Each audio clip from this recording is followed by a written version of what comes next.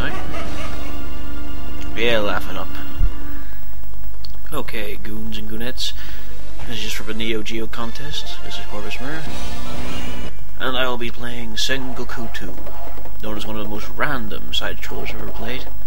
Same with number 1, but they sort of lost that whole random and weird flair for number 3. So brief little look at the controls.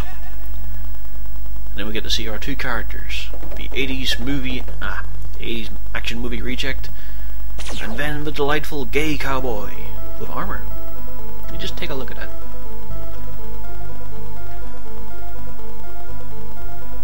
Yep.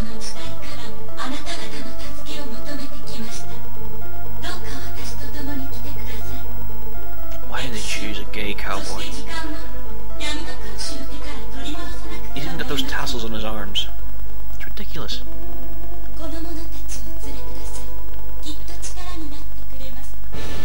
Hurrah! I now get the support of a ninja girl, a tengu, and a ninja dog.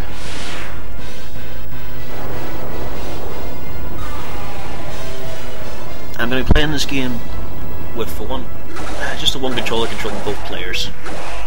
No particular reason, it just looks a bit more dynamic. Plus I can power through the bigger enemies quicker. This game's got about 3 or 4 different types of bad guy. The basic one are these guys who just run around, they don't actually do anything. They're just there to show that you can carve people up. Next up, should be a few steps away. No, never mind. Next guys are slightly bigger, they take more hits, and they can kill you in about 2-3 hits, roughly. Gotta admit, it's quite a dynamic and actiony game. Here we go. Just say gander. 3 hits, dead.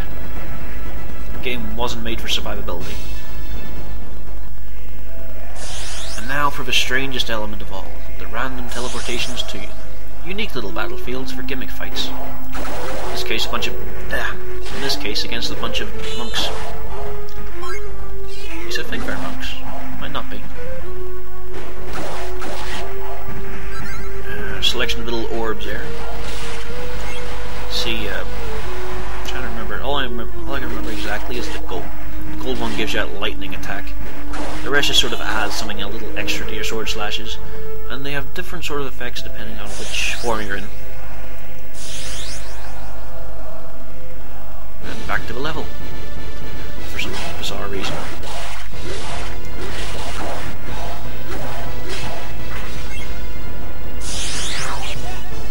Alright, testing out the 4 teams. This is the female ninja. In the first game you get tons and tons of different forms. All quite varied actually. In this you just got the basic ones. But you get more use out of them.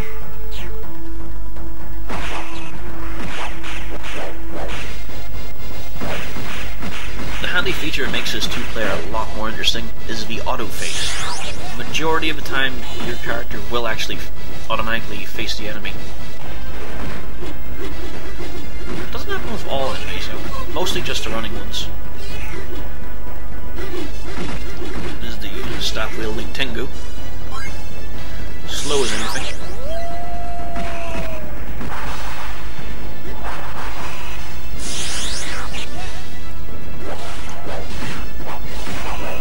Back to more samurai.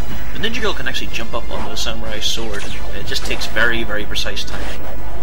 Or something like that in the first game as well, where your character could actually grab hold of the blade and snap it.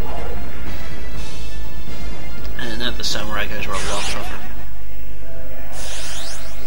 Another warp point, and where are we headed this time? Dumped into the wilderness. Here we come from the moon and Mount Fuji. Come the tall guys with magic casting women. Now we beat the fuck out of them with staffs. Most of the boss battles in this game are strictly intelligent. Just bash the fuck out of them until they die.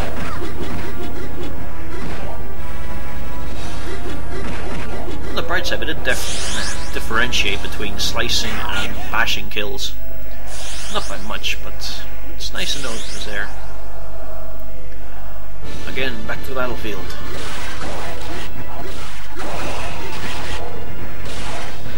I think I enjoyed it in Sengoku 1 more though, just because you often got teleported to completely different areas, went for massive distance, and it would only take like a couple of feet in the real world before you hit another one. Very strange. Plus, in general, the plays were a lot more interesting. But Sengoku 2 plays a lot better, with much better fighting controls.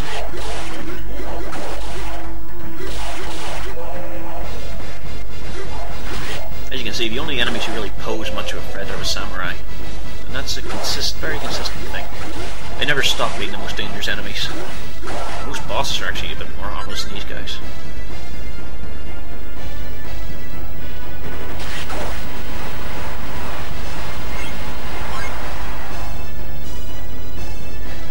That's just one of the most horrible game designs I've ever seen. An armoured gay cowboy showing his midriff. Why? Every guy's not too bad, he just looks odd.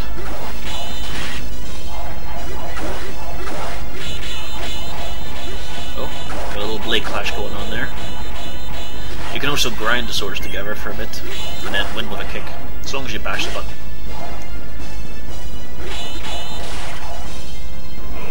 Excellent.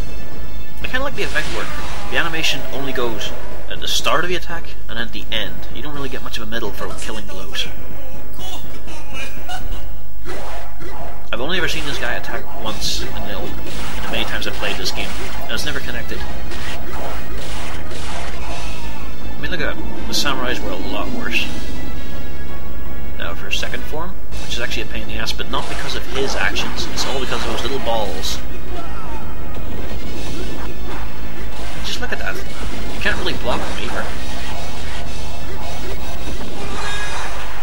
And that's it. Stage 1 clear. I'd do the rest, but this is actually a very, very long game. So this'll do for the NeoGeo contest. Year X. I hate that.